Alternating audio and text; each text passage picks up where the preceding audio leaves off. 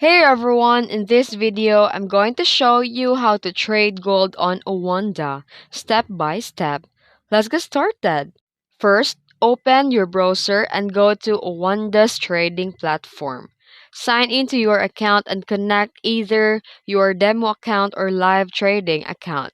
And once you're inside the trading platform, look to the right of the screen and click on the search symbol. And in the search box, type gold. Here you'll see the several gold-related instruments appear.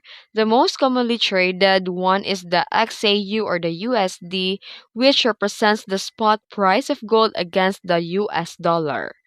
Now check the chart and choose your position. If you think that the price of gold will go up, click buy. If you think that the price of gold will go down, click sell. Before placing the trade, set your trade size, stop loss, or take profit to manage your risky properly. Once everything looks good, confirm the trade. You can monitor your open position from the Positions tab and close the trade anytime when you're ready. And that's it. If you found this video helpful, don't forget to like and subscribe for more tutorials. Thanks for watching.